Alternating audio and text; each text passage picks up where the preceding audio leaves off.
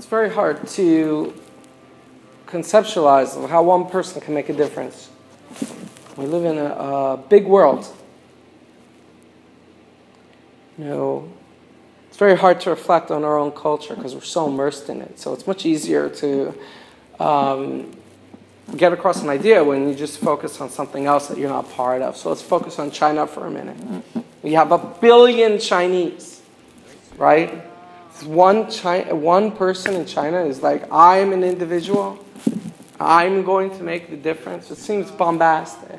So you have a huge system, and everything's pushing it in one way. And whenever there's an aberration from the system, part of the system, the infrastructure, the administration, the byproduct, the law, the judiciary, is there to tie you up and smack you down. Whether it's justice or not, they are there to slow down the gears of any change. And so the idea that one person can make a difference is very, very difficult to understand. How could that be? I would like you to understand this. Focus on music for a moment. You know that you can listen to a song and then there'll be one chord in the song that will just tug at your heart.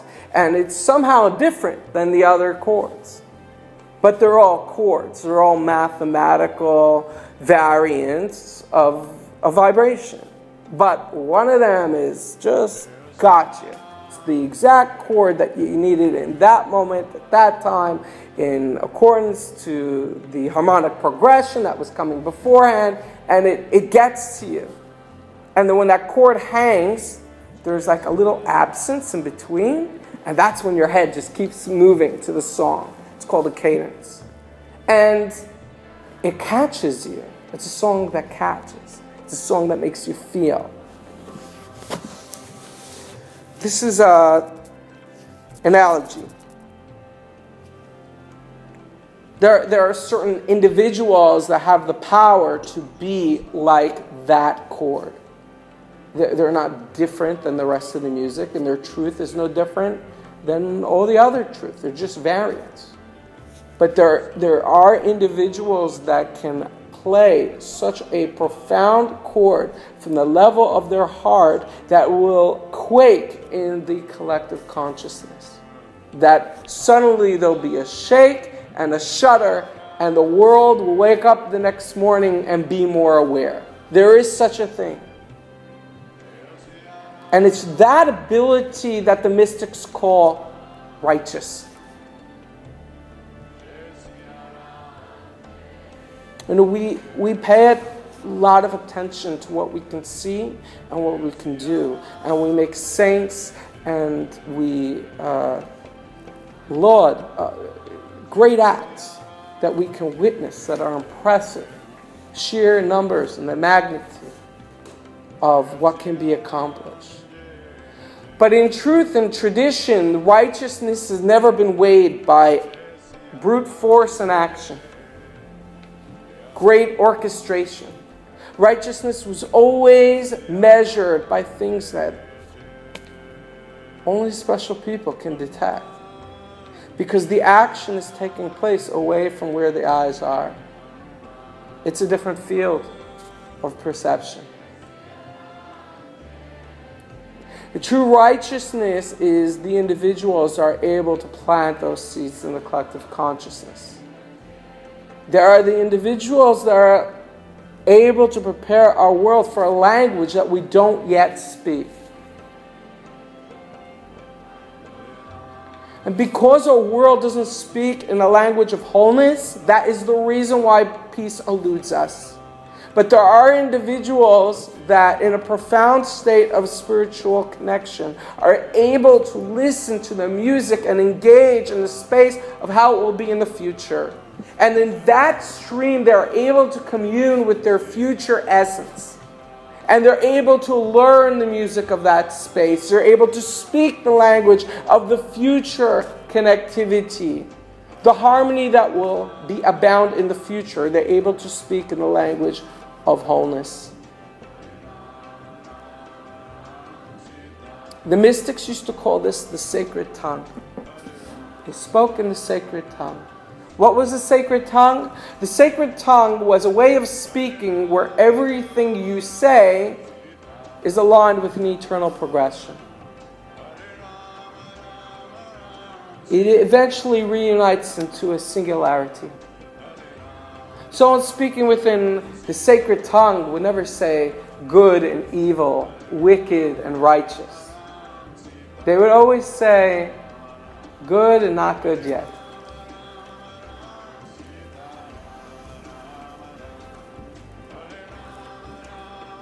Those mature and those spiritually immature. That was a discipline. The discipline of the language was merely a reflection of the discipline of mindset. They actually thought that way. They actually operated that way. And they didn't operate that way because they were naive. They operated that way because rather than being a de facto prisoner to the programming that was persisting in the space of consciousness, they decided to hack the system. And they decided to reprogram the system at its source. And they did so by inserting the seeds for a new code and a new language.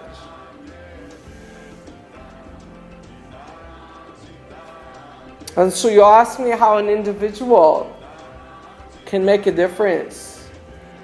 Well, now you're getting the picture. Some individuals are just able to hack into the mainframe and introduce new possibilities. And they don't do it with flashy effects and to applause, but they do it in dark hours of the night, and they're able to help plant the seeds for a better future. And you'll say to me that this sounds very outlandish. These individuals must be, wow, they must have sat under a tree for 40 years and meditated and breathed and fasted. And how is it possible for a regular person to relate to this kind of thing?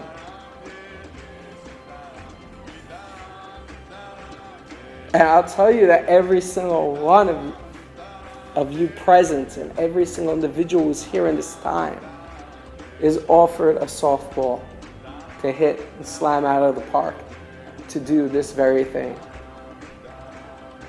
And you'll say, well, what are you talking about?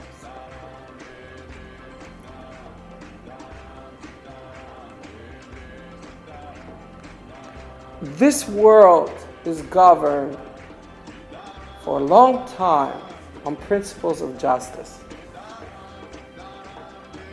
It is the bedrock of the evolutionary model.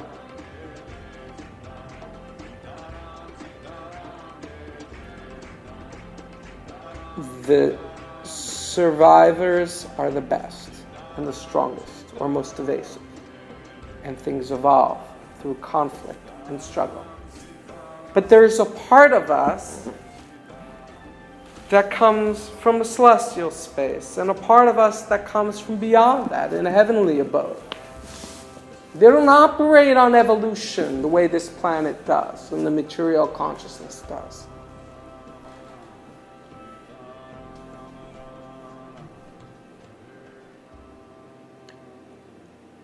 And so you would think, what is it that I can do in my day? What can I do that makes a difference? And I'll say to you, go to a homeless fellow on the street and ask him when was the last time he cried?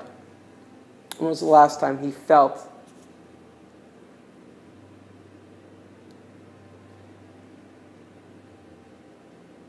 And you'll find that it's not uncommon. Suffering is not uncommon in this world. Oppression is not uncommon in this world. People feeling oppressed and people going through difficulties and harshness, that's not uncommon. You know, it's funny. In our world, we base the price of things based on supply and demand. Gold is what gold is because we control the availability of gold to the degree where it's scarce, and so the price goes up. If gold was as common as tin, gold wouldn't be worth that. And if tin was very scarce, tin would be worth a lot. You know, spiritual theory, it doesn't really work that way. I mean, you could have something that's just available for everybody, and it's really valuable.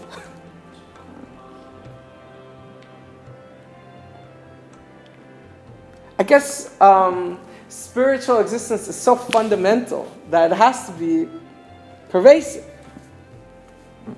and thereby available to all. But I guess as a byproduct of the polarity of existence, it's not necessarily value. A good analogy for this would be air. I mean, everyone can agree here that air is very important. And without air, not much else is worth much.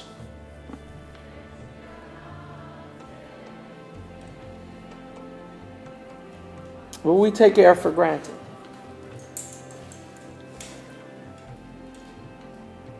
But we recognize that it's vital, and it's powerful, and it's important.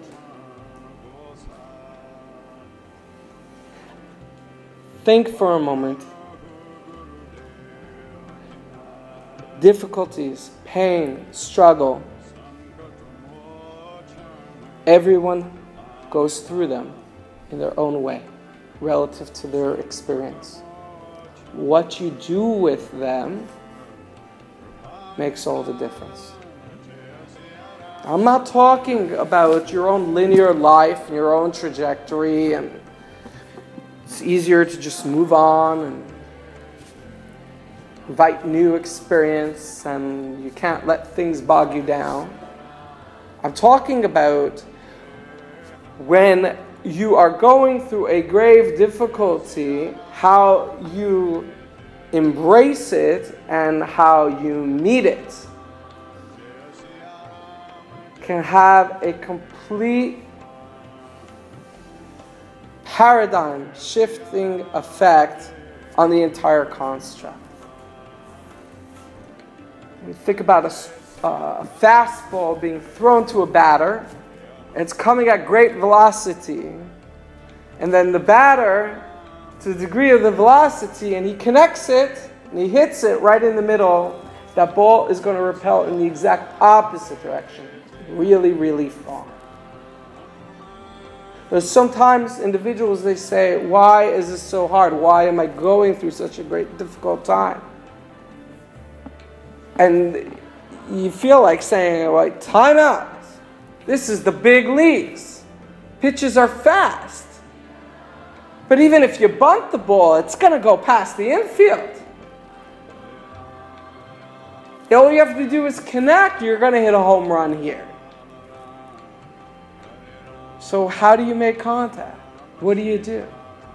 Remember, there is momentum that is pushing events.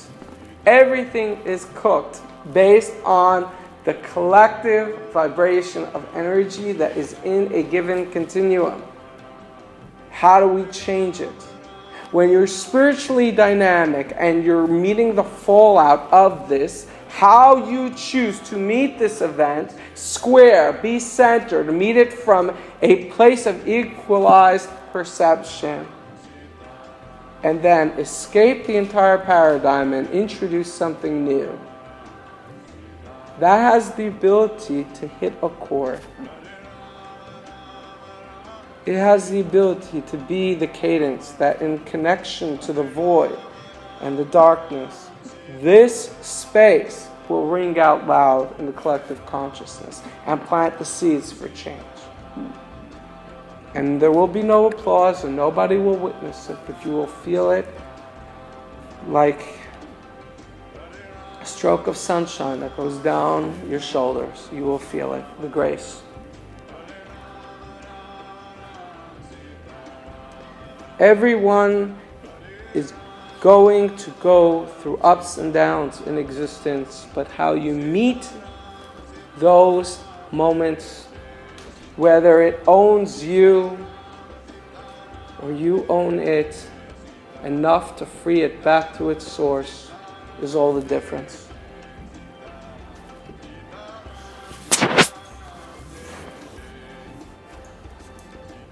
I want you to think for a moment.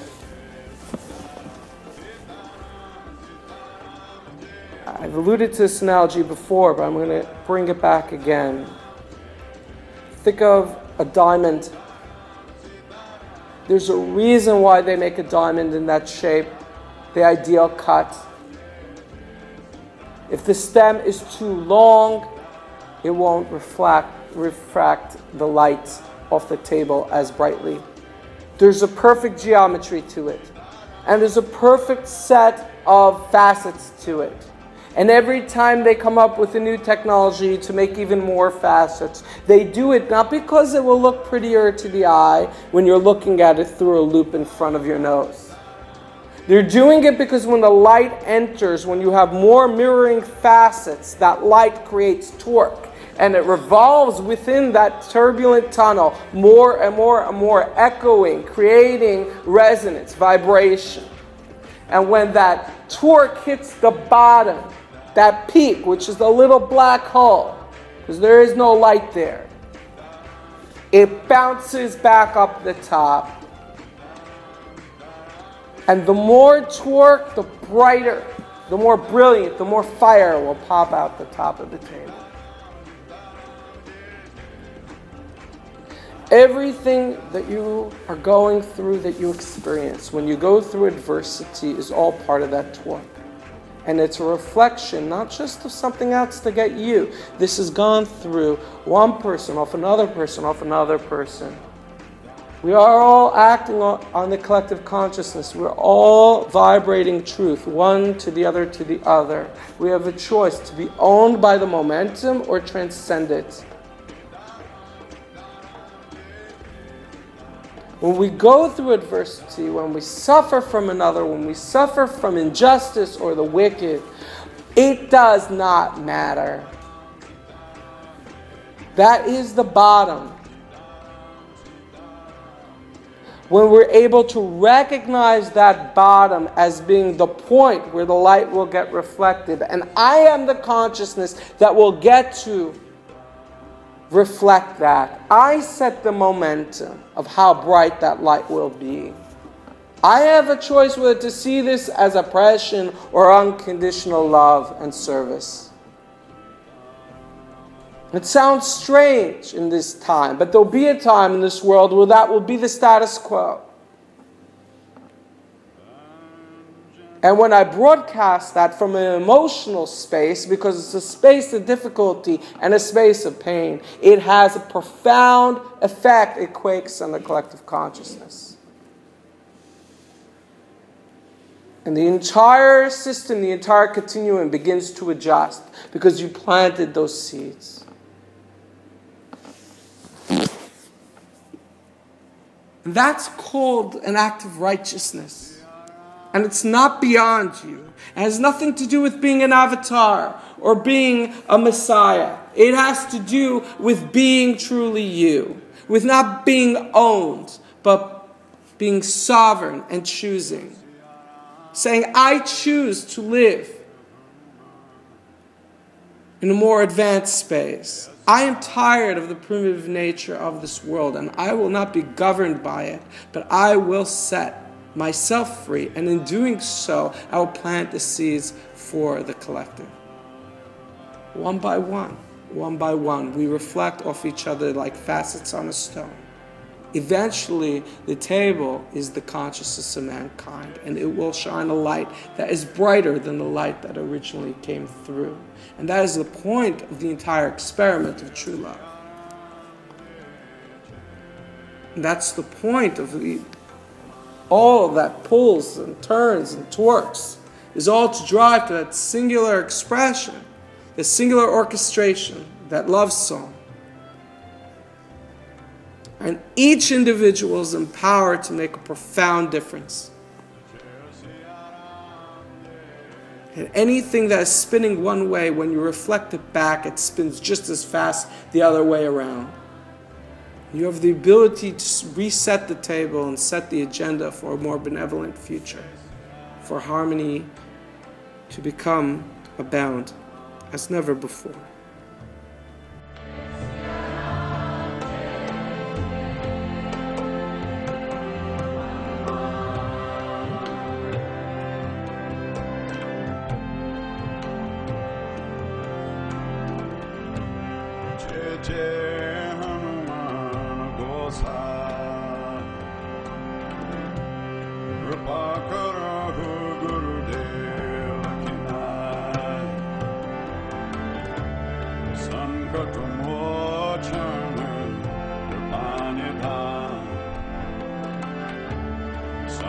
Come on.